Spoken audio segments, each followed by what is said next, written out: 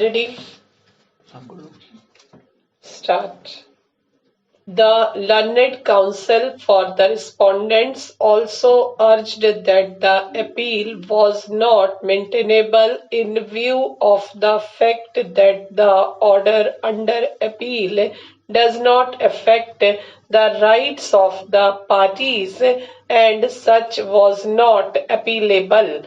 We have considered the rival contentions of the learned counsel for the parties. In our view, the first and foremost question for consideration is the power of the court to grant exemption from payment of the prescribed court fee. In this connection, the relevant provisions of law are Section 4 of the Court Fees Act and Order 7, Rule 11C, CPC. Section 4 of the Court Fees Act is couched in a language which shows that payment of court fee prescribed in the first or second schedule to the Act is mandatory before a plaint or other documents or instrument referred to in the section can be proceeded with. Section 4 as appealed to State of Delhi covers the ordinary as well as extraordinary original jurisdiction of the Delhi High Court.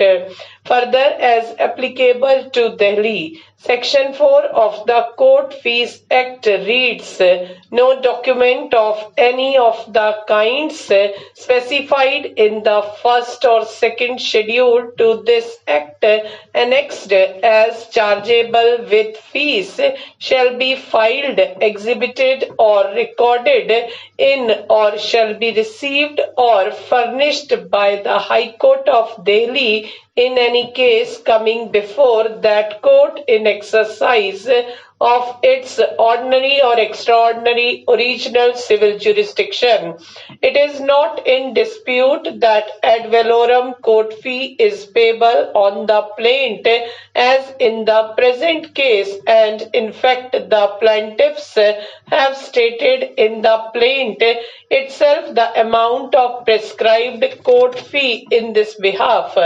The language of Section 4 puts a complete embargo on the power of the court to proceed with or act upon a document of any kind, including a plaint, in the suit, unless it bears the prescribed court fee.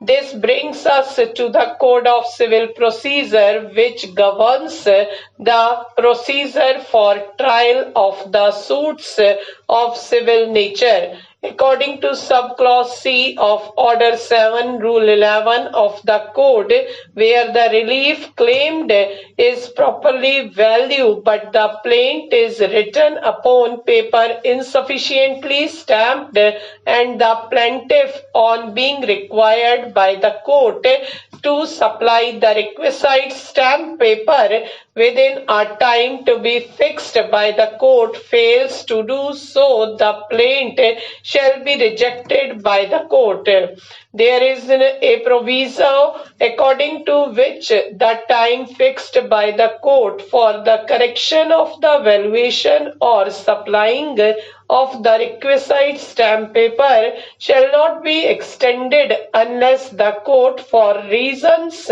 to be recorded, is satisfied that the plaintiff was prevented by any cause of an exceptional nature from correcting the valuation, supplying the requisite stamp papers, as the case may be, within that time fixed by the court, and that refusal to extend such time would cause grave injustice to the plaintiff.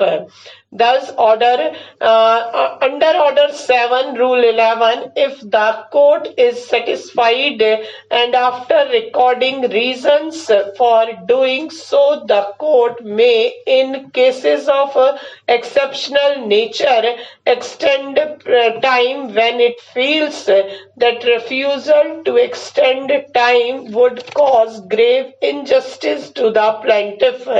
This power is to be exercised in case of exceptional nature and not in routine. The power is confined to extend time for making up deficiency in court fee and nothing more.